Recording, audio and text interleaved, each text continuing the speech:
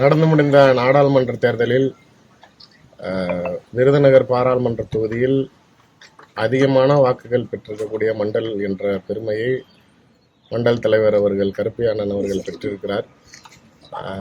கட்சியின் நிர்வாகிகள் அடிப்படையில் இந்த மாதிரி நிறையா மண்டலில் தீவிரமாக செயல்பட்டிருக்கிறார்கள்.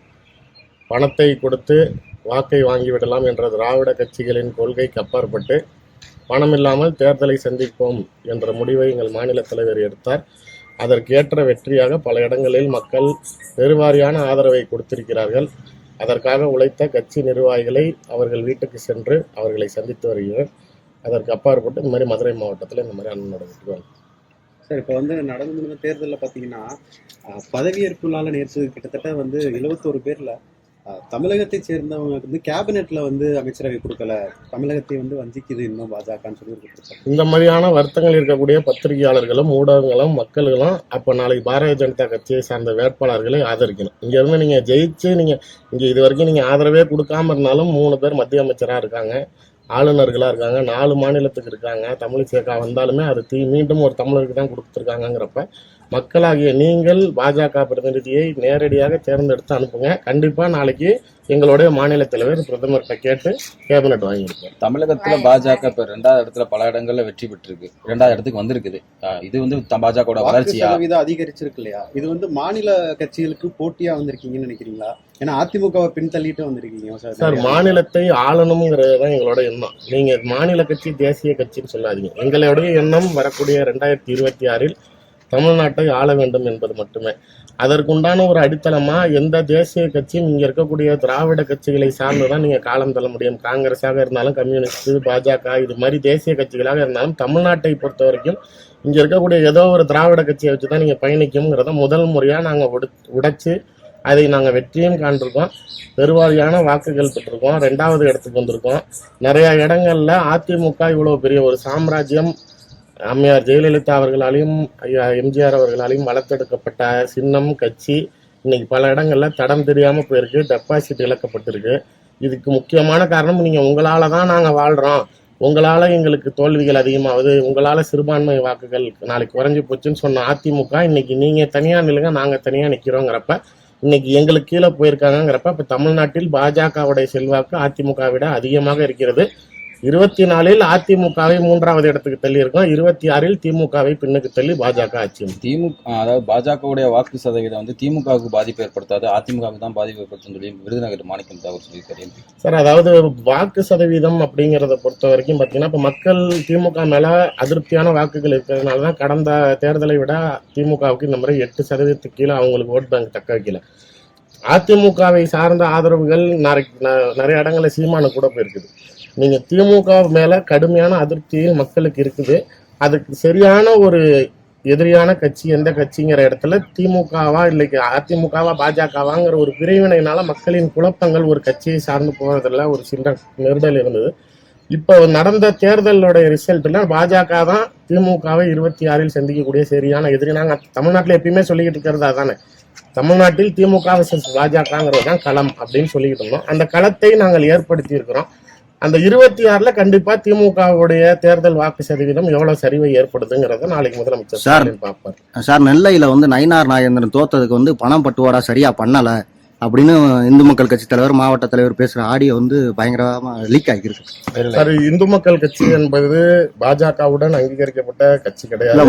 முன்னாள் மாவட்ட தலைவர் இல்ல அந்த அப்படி இருந்த முன்னாள் மாவட்ட தலைவர் அப்படியே முன்னாள் மாவட்ட தலைவரா இருந்தாலும் இந்து மக்கள் கட்சிக்கு பாஜக சப்பக்கட்டு கட்டணுங்கிற அவசியம். முன்னாள் இந்து முன்னணி மாவட்ட தலைவர் இப்போ இந்து மக்கள் கட்சியில இருக்கு. அதுதான் எல்லாமே சரி. அது எல்லாமே அவங்க எங்களுடைய சித்தாந்த ரீதியாக உடன்பட்டு இருந்தாலும் அரசியல் கட்சிங்கிற முறையில அவங்க தனி சித்தாந்தம், எங்களுக்கு தனியான சித்தாந்தம் இருக்குது.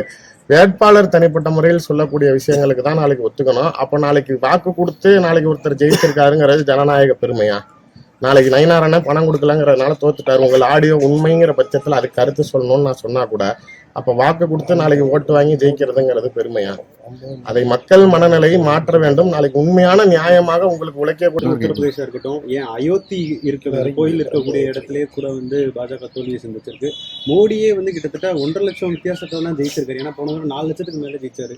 ஸோ இது அங்க வட இந்தியால பாஜகவுக்கு ஒரு வீழ்ச்சியை சந்திச்சிருக்க மாதிரி இருக்கு சார். அதாவது நீங்க 36 கட்சிகள் சேர்ந்து ஒருத்தரை மட்டும் காலி செய்யணும்னு செய்றீங்க. நீங்க அயோத்தி கோயில் கட்டின இடத்துல நாளைக்கு ராமரை நாங்க கொண்டாந்து பிரதிஷ்டம் பண்ணோம் தான் செஞ்சோமே தவிர அங்க இருக்கக்கூடிய மக்கள் வாக்களிக்கணும்னு செய்யல. இந்த கோயில்ல இந்த ஏரியால நான் கோயில் கட்டித்தரேன் மக்களுக்கு வாக்குறுதி கொடுத்தா அது ஓட்டு அரசியலுக்காக நான் கோயில் கட்டித்தரேன்னு இல்லை, என்னுடைய நம்பிக்கைக்காகவும் என்னுடைய கடவுளுக்காகவும் அந்த இடத்துல நான் திரும்பி கொண்டுட்டு வரணுங்கிறதுக்காக செஞ்சது. நீங்க சொல்ற மாதிரி இவிஎம்ல கை வைக்கிறோம் அப்படிங்கிற மாதிரி இருந்தால் நீங்கள் சொல்லக்கூடிய இடத்துலலாம் நாங்க நாளைக்கு பெரும்பாரியா வந்திருக்கணும். நியாயமாக ஜனநாயகப்படி நாங்க ஆட்சி நடத்துறோம், நாங்க அதுக்கேற்ற மாதிரி தேர்தல்கள் கொண்டுட்டு வந்திருக்கோம். அதுல உண்மையான வெற்றிகளை நாங்க வெளிக்கொண்டுட்டு வந்திருக்கோம். நாங்கள் நேர்மையாக அரசியல் செய்கிறோம், மக்கள் கண்டிப்பாக ஆதரவு கொடுப்பாங்க. நாளைக்கு இந்திரா காந்திக்கு இல்லாதது, நாளைக்கு இதற்கு முன்னாடி எந்த பிரதமருக்கும் இல்லாத ஒரு தகுதியை வரலாற்றில் முதன்முறையாக தொடர்ச்சியாக 3வது முறையாக பாரத பிரதமர் மோடி அவர்கள் ஆட்சி அமைச்சிருக்காருங்கிறப்ப இது மக்களோட சான்று தான். பெரிய இடங்கள்ல இல்லைனாலும் நீங்கள் சொல்லக்கூடிய கர்நாடகாவில் கடந்த முறை எங்க மாநில தலைவர் தேர்தல் பொறுப்பாளராக இருந்தாரு, அங்க நாளைக்கு சட்டமன்றத்தில் தோத்துருச்சுன்னு சொன்னீங்க. இந்த தடவை கர்நாடகாவில் பெருவாரியான நாடாளுமன்ற தொகுதிகளை ஜெயிச்சிருக்கோம், தெலுங்கானாவில் பெரும்பான்மையா ஜெயிச்சிருக்கோம்.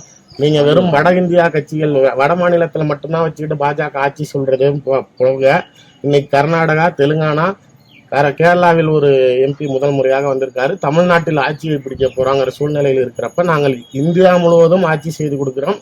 எல்லா மக்களும் சமமாக பார்க்கிறோம். எல்லா மக்களும் ஏற்கக்கூடிய ஒரு தலைவராக தான் பாரத பிரதமர் மோடி இருக்கிறார்.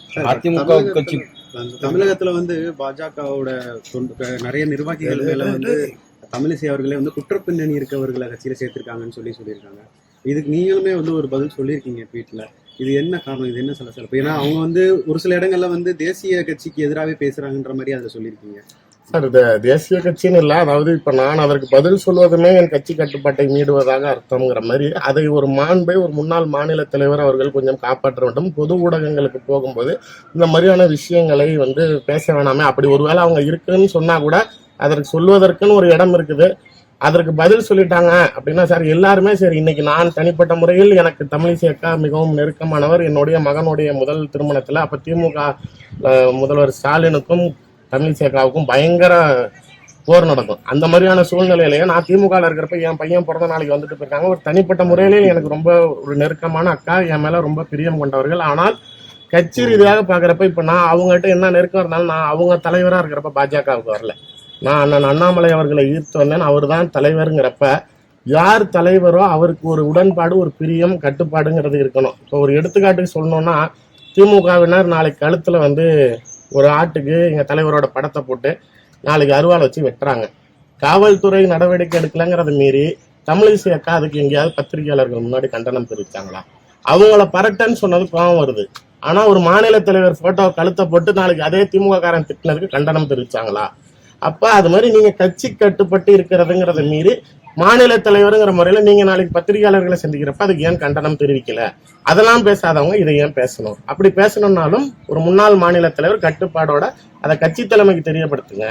எங்களுடைய காலகட்டத்தில் உண்மையிலே அவர் ஒரு போலீஸ் ஆஃபீஸரா குற்ற பின்னணி இருப்பவர்களை எந்த சூழ்நிலையிலும் யாரையுமே அதை நான் சவால் விட்டு கூட சொல்றேன். இதை நாளைக்கு ஒருவேளை தமிழிசைக்கு அப்ரூவ் பண்ணிட்டாங்கன்னா நாளைக்கு நான் பாஜக விட்டு போயிடுறேன். எங்க தலைவர் மாநில தலைவரா இருக்கிறப்ப ஒரு குற்ற பின்னணி வளர்க்கக்கூடியவரை கட்சியில சேர்த்தாங்க அப்படின்னு கணக்காட்டுட்டோம். அந்த மாதிரி எதுவும் நடக்கலை. அது நடந்ததுங்கிறது முன்னாள் மாநில தலைவர்கள் இருந்த சூழ்நிலையில தான். அதுக்கு சம்பந்தம் இல்லாம எங்கள் தலைவரை குறை சொல்வதை என்னால ஏத்துக்க முடியாது. அதுக்கு உண்டான பதிவை நான் பதிவிட்டிருக்கேன். பாஜகவுடைய மாநில தலைவரா தமிழிசை வரப்போறதா வந்த ஒரு தகவல், அதனாலதான் இந்த வார்த்தை போறா சார். சார் 2027 வரைக்கும் அண்ணன் அண்ணாமலை அவர்கள் தான் மாநில தலைவரா தொடருவாரு. 26 நான் என்னைக்கு முதல் நாள் சொல்ல ஆரம்பிச்சேன்னா அதே தான் இப்பயும் சொல்றேன். 2026 தமிழ்நாட்டின் முதலமைச்சராக அவர் தான் வருவார். அது வரைக்கும் எந்த மாநில தலைவருக்கு வாய்ப்பும் கிடையாது, முதலமைச்சர் சேருக்கு இங்க வேகன்சியும் கிடையாது, அவர் தான் ஃபில்அப் பண்ண போறாரு. சார், மதுரையில வந்து வேட்பாளர் வந்து சரியா வாக்கு கேட்க போகல பாஜக பெரிய குற்றச்சாட்டு இருக்கு சார். ஏற்கனவே அவருக்கு எனக்கு வாக்கியாத்துக்கிறாரு இல்ல, எனக்கு தெரிஞ்சு மதுரை தொகுதியை பொறுத்த வரைக்கும் நல்ல வாக்கு சதவீதம் பதிவாயிருக்குது. 2வது இடத்துக்கு வந்திருக்காங்க. நாளைக்கு 7 இடங்கள் பாஜக சிறப்பாக செயல்பட்ட இடங்களில் மதுரையும் ஒன்று. நிர்வாகிகள் ரொம்ப திறன்பட செயல்பட்டிருக்காங்க. மாவட்ட தலைவர்களுடைய பயன்கள் பணிகள் சிறப்பாக இருந்திருக்கு. நான் இப்போ அண்ணன் மண்டல் தலைவர் கருப்பையா சொல்ற மாதிரி அவருடைய மண்டல தனிப்பட்ட முறையில நாளைக்கு பெருவாரியா வாக்கு வாங்கின மாதிரி அடிப்படை தொண்டர்கள் நிர்வாகிகள் ரொம்ப ஸ்ட்ராங்கா இருக்காங்க மதுரையில. மேலும் இது மாதிரி மற்ற மாவட்டங்களையும் முன்னிலைப்படுத்தணும். வேட்பாளருங்கிறத விட ஃபீல்டு ஒர்க் இருக்கணும் சார். அதற்கு உண்டான மதுரையில இருந்துச்சு. அது மாதிரி எல்லா மாவட்டத்திலையும் கண்டிப்பாக வரக்கூடிய தேர்தல் இருக்கு. நன்றி சார்.